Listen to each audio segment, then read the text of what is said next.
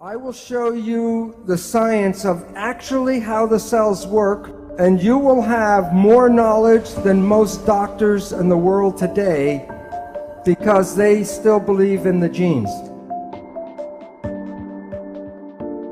You are made out of 50 trillion cells, and the cells are the living entities. So you are a community, not a single person. Every cell in your body has minus voltage on the inside and positive voltage on the outside. Every live cell is a battery. Every cell has about 1.4 volts. 50 trillion cells in the body times 1.4 volts is 700 trillion volts of electricity in your body right now. And with training and meditation, you can focus this energy called qi, and you can use that energy for healing. So while you see yourself as a physical entity, the new physics, you are energy waves interacting with each other right now. All animals and all plants communicate with vibration. The gazelle doesn't have to go up to the lion and say, "Are you my friend?" Because at the distance, the energy could be felt and the gazelle will not go there because of bad vibes.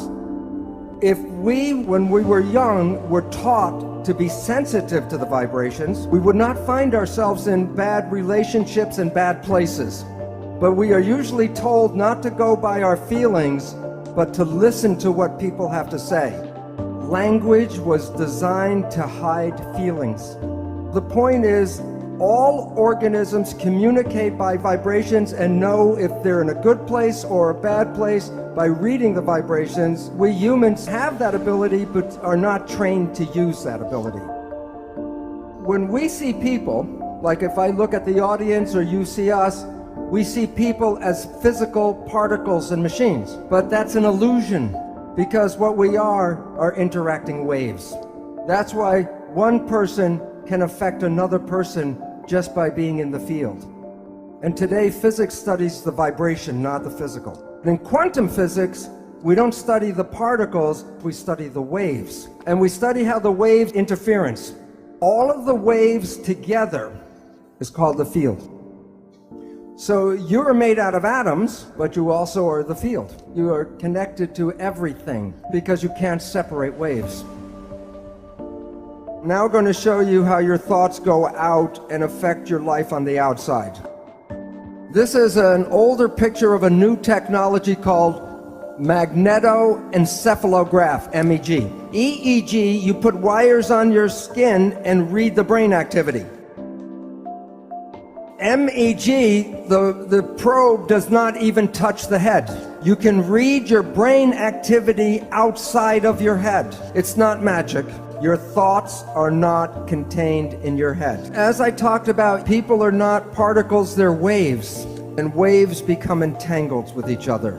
The people that you get connected to, you are entangled with. And many people are familiar, if you think about someone or talk about someone you haven't seen for years. And I say, "Oh, I haven't seen my friend John in 10 years. And the phone rings and it's John. Or a letter comes in the mail from John. It's like the placebo nocebo. When you think very positive thoughts of someone, they make an effort to get in touch with you. But it works both ways. If you have a negative thought about somebody, wherever they are, they will create negative talk about you. So it's very important to recognize your thoughts and your judgments are not just connected to you, they're connected to the people you talk about. So people know that if you hit the right frequency, you can cause a crystal goblet to explode. It's called harmonic resonance or constructive interference. You are like a tuning fork with your brain, and you're broadcasting frequencies of your thoughts. Which goblet is going to respond to your thoughts? The one that is harmonically resonant with your thoughts. If you live in fear, you're not going to activate the Dalai Lama, but you may get Scarface to show up. So when you are having thoughts, you are exciting and activating those things in the world that are connected to your thoughts. When a mugger is trying to pick out which person he's going to attack, of the different people walking down the street, which one do you think gets attacked? The one who is most afraid. Because the one who's most afraid will resonate, and that means that the mugger doesn't have to do anything, go boo, and everyone will give him everything. But while it works for individuals, it is very powerful when a whole group of people have the same thoughts. You can't make a war unless enough people are ready to make a war. I'm going to show a picture of mass action here, and it relates to in New York City 1 year after 9/11. So this is September 11th, 2002, the 1 year anniversary of 9/11. What was everybody in New York thinking about that day? The winning number, 911, because we collectively create the reality. So when you look at yourself, you're not a single entity, but you are a community of 50 trillion cells. But it's important to understand the word community. Every cell is intelligent, but when they're in a community, they give up their personal intelligence and respond to the central voice. So that the community represents a thing, one thing called an organism. And in that community, that a cell must follow what the central voice is. And if the central voice says to die, the cells will die. So the central voice is the mind.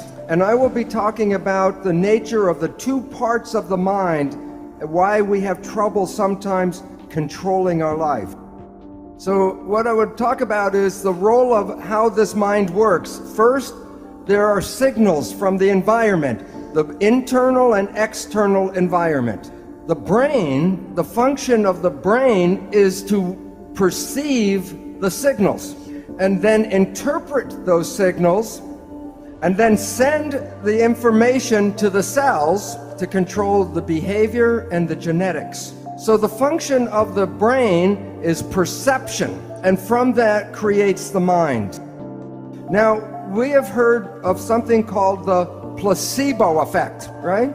The placebo effect is when you have a very positive thought that something can heal you, even if you don't know it, but it's a sugar pill, but you believe it's the real medicine, then you can heal yourself with that. So the pill didn't heal you, it was the thought that healed you. Statistics reveal that 1/3 of all medical healings, including surgery, are the result of the placebo effect. Now, the issue is that the placebo effect is when you have positive thinking. What about negative thinking? And this is what medicine does not tell you, is that there is negative thinking, and it's called the nocebo effect. And in the same power that positive thinking can heal you, negative thinking can kill you. They're both the same effect. One is more positive, one is more negative, but the effects are exactly the same on your health. One will heal you, and the other can make you sick. The point is that negative thinking can create all the effects of chemotherapy. Now think about this. If a doctor tells you you have a disease, or the doctor tells you you're going to die, and you believe the doctor because he's the professional, the belief will give you a disease and can cause you to die. In the United States, in the South, there's a religious group called the Baptist Fundamentalists. And this one group works themselves up into a state of ecstasy, religious ecstasy. And they believe God protects them. And so they will work with snakes, poisonous snakes like rattlesnakes, and they will even get bitten by the snake and nothing happens to them. Now look at this though. Some of them will drink strychnine in toxic doses, and when they're in that state of belief, it does not affect them. So if you can drink toxic poison, then why do we worry so much about the toxins or the food and in the air and all that? Because we have a belief that the toxins can kill us. But even though I know this, I will not drink strychnine. And why? Because my belief is not as strong as their belief. So if we were growing up and programmed with stronger beliefs, we would be more powerful than we are now.